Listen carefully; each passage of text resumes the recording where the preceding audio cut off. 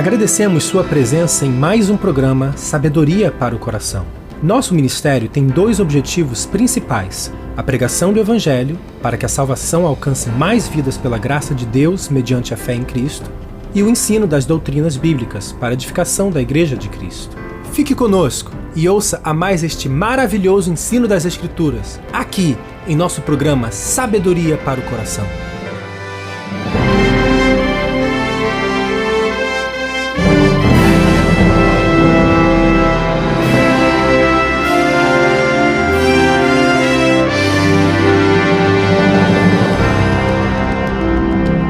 Olá, querido ouvinte, é muito bom ter você para mais um programa Sabedoria para o Coração. Hoje estudaremos o verso 8 de Filipenses 2 e o título da nossa mensagem é O Soberano se tornou um escravo. O mundo fica intrigado com os ricos, poderosos e famosos. Revistas como a americana Forbes trazem uma lista anual das 100 maiores celebridades e dos 400 mais ricos. Outras, como a Fortune 500, anunciam quais são as empresas mais poderosas e ricas. E ainda outras fontes de notícia trazem a lista das 10 pessoas mais poderosas do mundo. Um tempo atrás, me deparei com uma notícia na internet com uma mudança um tanto inesperada. As 100 pessoas menos poderosas do mundo. Nesse meio estavam celebridades de Hollywood que estão envelhecendo, cujo rosto e reputação foram arruinados por causa de muitas viagens ao cirurgião plástico. Também muitos atletas que antes exigiram a atenção do mundo, mas que hoje não importam mais. Todos esses indivíduos, e eu li todos os 100 nomes, estão dentre as pessoas hoje consideradas pelo mundo como as menos poderosas, quer por causa de decisões tolas nos negócios, maus investimentos, fracasso moral, falta ou perda de talento, mudança de circunstâncias.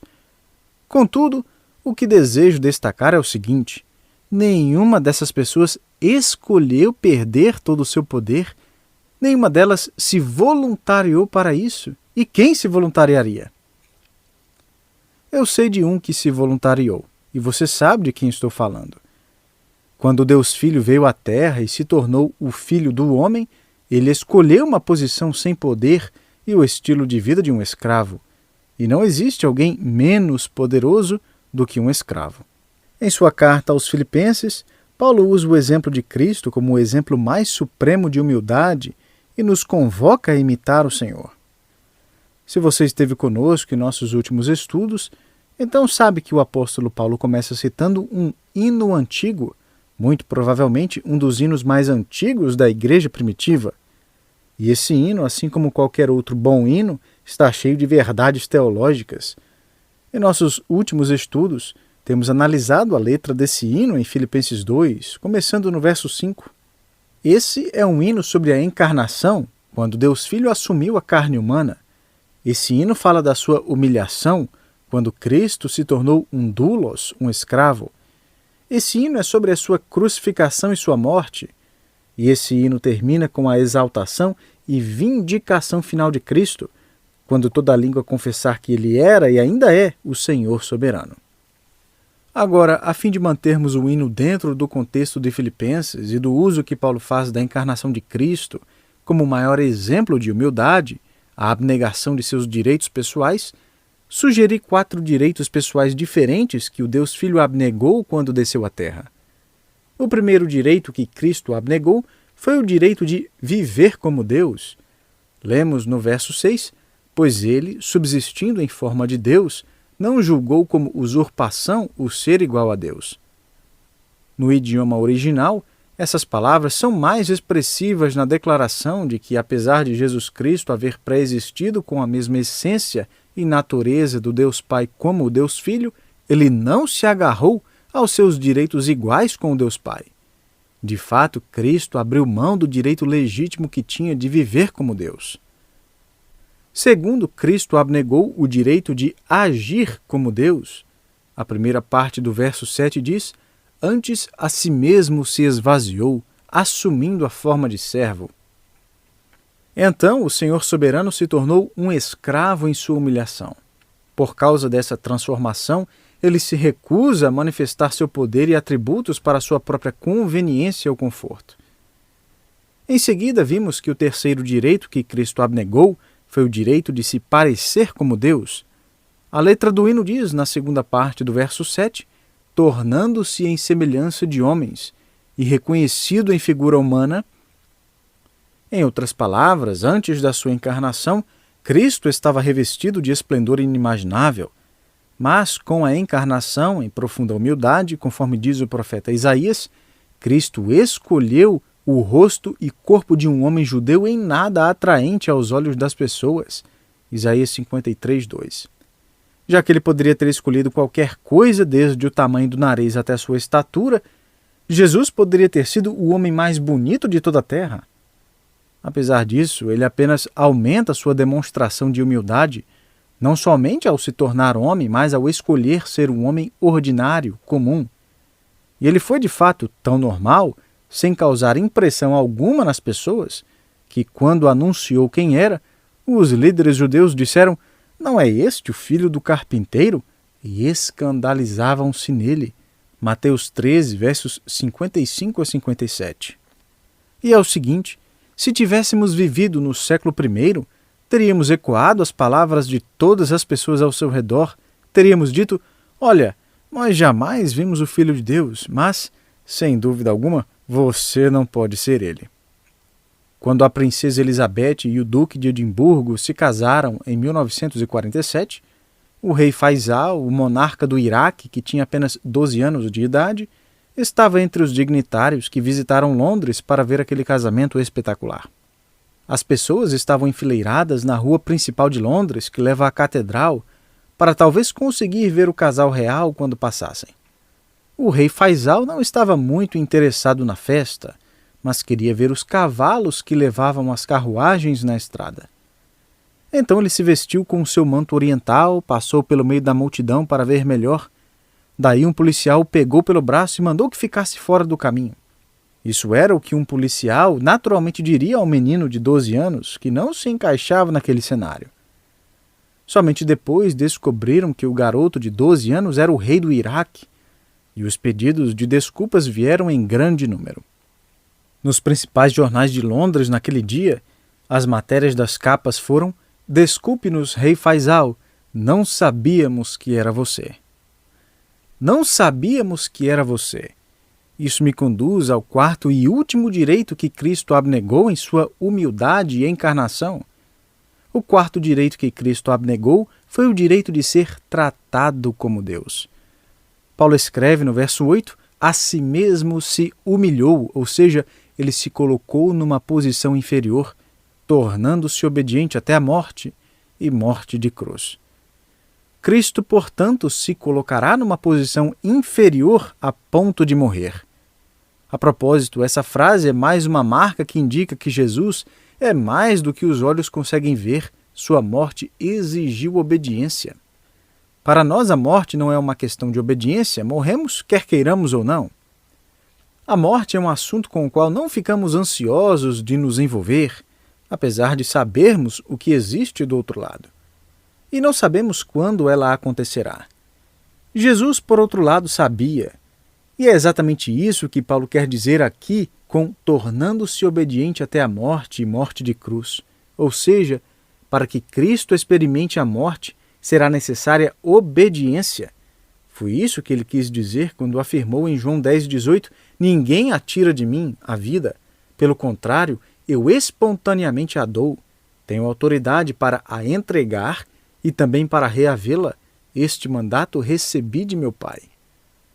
Na cruz, Jesus demonstrou essa obediência quando rendeu seu espírito na morte ao Pai. João 19,30. O verbo rendeu se refere ao ato de dar voluntariamente. Então, Paulo diz aqui com efeito, Jesus morreu no exato momento em que decidiu morrer, e tudo foi um ato de obediência até o momento de sua morte. E essa foi uma obediência à vontade de seu Pai, conforme ambos haviam predeterminado antes da fundação do mundo. A morte de Cristo não foi um acidente, mas um plano. Posteriormente, Pedro pregaria à nação de Israel atônita O homem que vocês mataram foi, na verdade, determinado com antecedência por Deus para morrer exatamente daquela maneira e por aquele motivo. Atos 2, 23. Portanto, da perspectiva da humanidade e dos eventos de sua morte, Jesus foi assassinado. Mas, da perspectiva do Deus triuno e do plano de redenção, Cristo não foi assassinado, mas sacrificado. Ele foi o Cordeiro de Deus que tira o pecado do mundo, João 1,29. E seu último ato de obediência, numa vida de obediência perfeita, foi render seu espírito em morte ao seu Pai.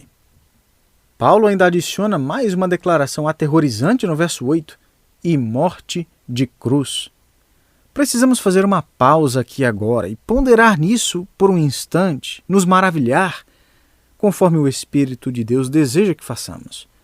Cristo se tornou obediente até a morte, como que dizendo, se você consegue imaginar isto, morte de cruz. Cristo abriu mão do seu direito de ser tratado como Deus. A morte na cruz foi o maior insulto do pecador e o maior ato de humildade de Deus. Em 1 Coríntios 1,23, Paulo escreveu que para os gentios a morte de Cristo na cruz foi a maior tolice, maior loucura, caso tenha ele sido de fato filho de Deus. Deuses não morrem. Paulo também escreveu na mesma passagem que para os judeus a crucificação de Cristo foi uma pedra de tropeço, ou seja, eles jamais superariam o fato de que sua própria lei, Deuteronômio 21, 23, afirmava claramente que qualquer pessoa morta no madeiro, o que incluía a crucificação, era amaldiçoada por Deus. Isso significa que se tivesse sido filho de Deus, Jesus não teria se tornado maldito pela crucificação, e se ele tivesse sido verdadeiramente Deus em carne, o Messias de Israel, ele jamais teria morrido. Os judeus aguardavam um Messias libertador, governante, que derrotaria os seus inimigos. Jesus não poderia ser o Messias. Quando eu estive em Israel, pouco tempo atrás, fui até o local onde arqueólogos descobriram as ruínas do Palácio do Rei. As paredes desse palácio ficam debaixo de um centro turístico e foi uma descoberta recente. Eles construíram um alicerce para o suporte do centro turístico e escavaram toda a parte de baixo, de forma que podemos ver as paredes da casa de Davi. Bom, nesse centro turístico existe uma loja de presentes com vários livros com fotos. Fiquei ali enquanto aguardava meu grupo que saía do aqueduto construído pelo rei Ezequias. Não havia mais ninguém na loja e a atendente israelense atrás do balcão não tinha muita coisa para fazer. Então comecei com ela um diálogo sobre algumas descobertas recentes na cidade antiga de Davi. Após alguns minutos, fui direto ao ponto e disse, me diz uma coisa, quando você ouve cristãos falando que Jesus é o Messias, me diga, qual é o argumento mais forte que você tem para afirmar que Jesus não é o Messias? Sem nem piscar o olho, ela respondeu, ele não é o Messias porque ele morreu. E depois continuou, e ele não trouxe paz. Qual é a vantagem disso? Que tipo de Messias é esse? Ele morreu. Antes que eu pudesse falar para ela que Isaías disse que o Messias viria primeiro para sofrer e que depois voltaria para trazer paz e reinar sobre a terra, outros turistas entraram na loja. Mas ela respondeu com toda a convicção, ele não é o Messias porque morreu. Essa é a pedra de tropeço e tem permanecido a pedra de tropeço para Israel nos últimos 2000 anos. E Paulo lida com isso tanto em relação aos gentios que dizem que um Deus morto é loucura, como em relação aos judeus que se escandalizam com esse pensamento. Paulo escreve sobre a cruz, ele se gloria na cruz, explica a cruz e redefine a cruz. Na verdade, Paulo escreve em Gálatas que Cristo veio carregar o nosso pecado e sofrer a maldição e ira de Deus por nossa causa. Cristo nos resgatou da maldição da lei, fazendo-se ele próprio maldição em nosso lugar, porque está escrito, maldito todo aquele que for pendurado em madeiro. Gálatas 3,13. Em outras palavras, foi exatamente para isso que Jesus veio e foi sacrificado na cruz. Ele abnegou o seu direito de ser tratado como Deus e, em profunda humildade, carregou a maldição do pecado e a ira de Deus, para que não permanecêssemos amaldiçoados por Deus por toda a eternidade. Todavia, para o mundo em geral, até mesmo na época em que a igreja primitiva entoava esse hino sobre a humildade de Cristo, a crucificação estava simplesmente muito além da humilhação e já era uma questão de horror e degradação. Na verdade, foi a crucificação que separou o cristianismo de todas as demais religiões e a tornou repulsiva. A humanidade preferia muito mais adorar um Deus que matava as outras pessoas ao invés de um Deus morto pelas pessoas. Que tipo de Deus é esse? Isso era inimaginável, especialmente para o mundo de Paulo. A crucificação havia sido inventada pelos persas porque eles queriam uma forma de matar alguém sem que o morto tocasse em sua deusa, a terra. Os cartagineses, naturais da cidade de Cartagena, no norte da África, desenvolveram a prática. Os gregos a popularizaram e os romanos aperfeiçoaram a tortura. A crucificação acabou se tornando o método de punição para os que não eram cidadãos romanos. O filósofo romano Cícero, que morreu 50 anos antes do nascimento de Cristo, escreveu: amarrar um cidadão romano é crime, açoitá-lo é uma abominação, golpeá-lo é quase um ato de homicídio, crucificá-lo é o quê? Nem sequer existe um termo apropriado que possa descrever ato tão terrível. Joséfo, o historiador judeu do século I e testemunha da tomada e destruição de Jerusalém pelo general romano Tito no ano 70 d.C., escreveu que os judeus que tentaram escapar da cidade e que foram pegos sabiam que era tarde demais para um apelo de misericórdia. Então eles foram primeiramente açoitados, depois torturados e, antes de morrer, crucificados diante do muro de Jerusalém.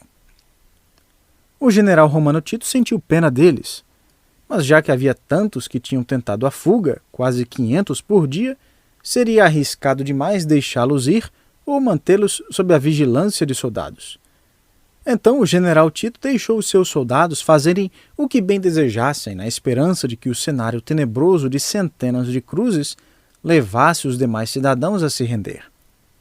Então os soldados, por seu ódio pelos prisioneiros, pregaram em diferentes posições os que encontraram e os escarneceram. O número desses foi tão grande que não houve cruzes suficientes para todos os corpos. Parte de nosso entendimento errado sobre a morte do Senhor se deve ao fato de que a Igreja, no decorrer dos séculos, transformou a cruz num símbolo romântico. Jesus sangrou um pouco e foi pendurado simetricamente numa cruz de 3 metros de altura. A cruz romana, na verdade, tinha em torno de 2 metros de altura. A vítima era pregada numa barra transversal, erguida, e essa trave era encaixada numa barra vertical prefixada no chão. Essas barras verticais geralmente ficavam sobre um morro permanentemente, ou próximas da estrada.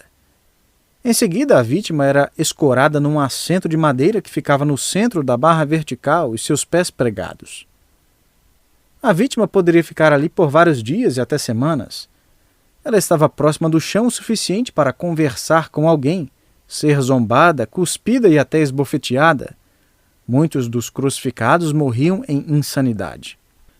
Outro aspecto da crucificação que fez dela a mais vil de todas as formas de execução era que a maioria das vítimas não era sepultada ou enterrada.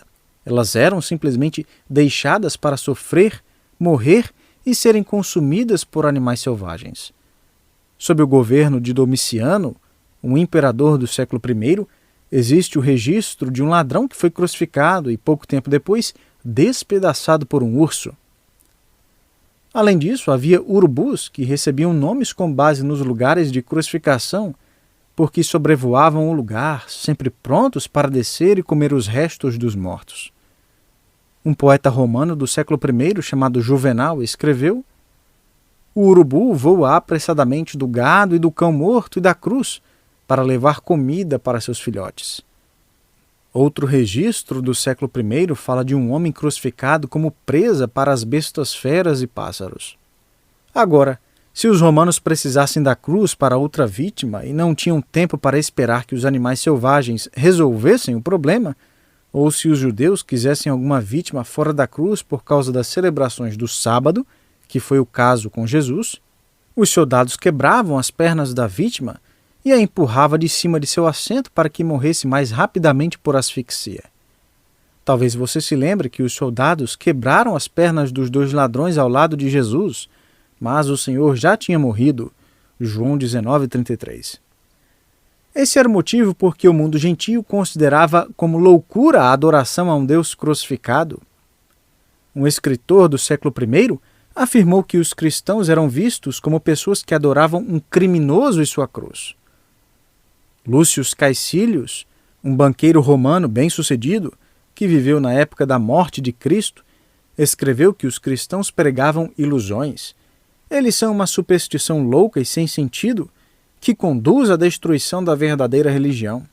E isso para não mencionar outra monstruosidade da sua fé, eles adoram um que foi crucificado. É fácil de entender por que o mundo criava repulsa diante da ideia de que o cristianismo havia sido fundado por um aldeão que tinha sofrido uma morte tão vil. Mas precisamos entender outra questão crítica em torno da crucificação. Essa era uma forma de execução reservada primeira e principalmente para escravos. Escravos não tinham direitos, não havia justiça para defendê-los, eles não eram donos de posses e não recebiam nada em retorno pelo seu serviço. A cruz passou a ser associada, como um escritor romano disse, à sentença de escravos, à punição para escravos. Não havia como não entender o que Paulo estava dizendo, portanto, aqui. A igreja primitiva teria imediatamente conectado a referência de Paulo no verso 7 a assumindo a forma de doulos, ao que ele diz no verso 8, que Cristo se tornou obediente até a morte e morte de cruz. Era exatamente assim que escravos eram geralmente executados. As estrofes desse hino começam não nos conduzindo para o alto a fim de ver a glória do céu e o esplendor do Deus triuno, mas, como escreveu um autor, elas nos conduzem para baixo e mais baixo momento na história humana, para contemplarmos uma tortura horrível, uma agressão física inexprimível e uma execução sangrenta de um escravo numa cruz. E esse hino celebra a morte deste escravo na cruz. Ele escolheu a cruz, ele escolheu morrer. A propósito, não ignore o fato de Jesus Cristo, em sua humildade e obediência, se tornar aquilo que nenhum sacrifício animal jamais foi. Esses sacrifícios foram insuficientes e eram apenas uma sombra de uma realidade futura, o Cordeiro sem mácula e infinito. Além disso, nenhum desses animais compreendia seu sacrifício, a função que cumpriam, e todos morriam involuntariamente. Mas o Cordeiro de Deus foi para o sacrifício consciente, sabendo o que fazia e disposto a morrer em nosso lugar por causa de nosso pecado. Isaías 53:7 diz: ele foi oprimido e humilhado, mas não abriu a boca. O verbo humilhado expressa uma atitude voluntária. O Filho de Deus escolheu abrir mão de seu poder até ao ponto de morrer. Existem muitas analogias sobre Cristo e a cruz. Vou mencionar apenas 6 rapidamente. A cruz revelou falta de misericórdia e Jesus não recebeu misericórdia alguma ao carregar nossos pecados na cruz. Ele clamou em agonia quando a ira de Deus foi derramada sobre ele, Mateus 27:46, pois naquele momento ele conheceu o pecado, 2 Coríntios 5:21. Segundo, a cruz sempre envolveu a vergonha pública. Os romanos faziam questão de colocar a cruz sobre um morro alto ou ao lado de uma estrada movimentada para inibir outros criminosos e para a vergonha da vítima. Hebreus 12:2 se refere à vergonha de Cristo na cruz que ele suportou voluntariamente a fim de ganhar sua noiva. A cruz era usada para os culpados de traição.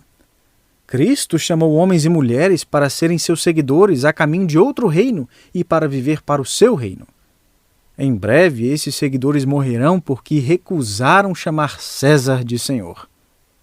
A cruz também era usada para executar prisioneiros de guerra. O nosso Salvador foi por pouco tempo submetido ao pecado e capturado pela morte, para que nós experimentemos a liberdade do cativeiro do inferno eterno. A cruz era usada principalmente para matar escravos e inibir insurreições.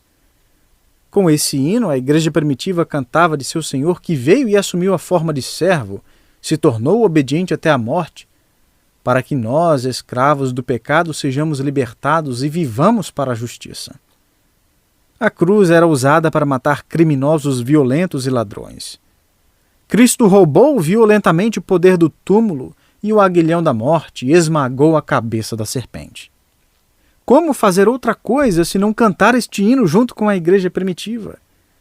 É por isso que nós, assim como Paulo e a igreja, apesar de ser considerado loucura, cantamos até hoje sobre a cruz de Cristo. A cruz se tornou o símbolo de nossa redenção eterna. Os romanos a utilizaram para deter o crime, punir e gerar medo. Cristo usou sua cruz para satisfazer ira justa, carregar a nossa maldição, satisfazer a lei, remover a penalidade de nosso pecado e demonstrar o amor de Deus. Como a maior demonstração de humildade que o mundo já viu, Jesus Cristo abnegou seus direitos. Ele jamais defendeu o que merecia, jamais exigiu um julgamento justo, recusou-se defender, não exigiu adoração nem mesmo respeito. O Filho de Deus glorioso abnegou seus direitos a fim de ser tratado da forma que não merecia ser tratado. Ele abnegou o direito de viver como Deus, o direito de agir como Deus. Ele abnegou o direito de se parecer como Deus e o direito de ser tratado como Deus. Por quê? O apóstolo João responde em João 1,12: Mas a todos quantos o receberam, deu-lhes o poder de serem feitos filhos de Deus, a saber, aos que creem no seu nome. Jesus Cristo abriu mão de tudo o que merecia para que eu e você ganhemos algo que não merecemos: ser inseridos na família de Deus, perdoados, purificados e redimidos. Um pai da igreja em Alexandria, chamado Atanásio, arriscou sua vida para defender a divindade de Jesus Cristo, que Jesus era tanto Deus como homem. Ele escreveu: a crucificação é o único tipo de morte que a pessoa pode sofrer com os braços abertos. Jesus morreu dessa forma, como que convidando todas as pessoas, de todas as nações, de todas as gerações, para irem até Ele. Esta é a humildade de Cristo. O soberano se tornou escravo, para que através de seu sofrimento e sacrifício, sejamos salvos eternamente. Que Deus o abençoe, meu querido, e desejo a você um ótimo dia.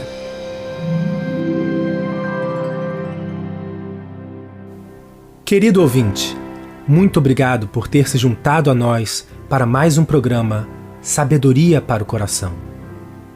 Esse estudo pertence ao pastor e escritor Dr. Stephen Davey e é traduzido e interpretado para o português por Denis Salgado.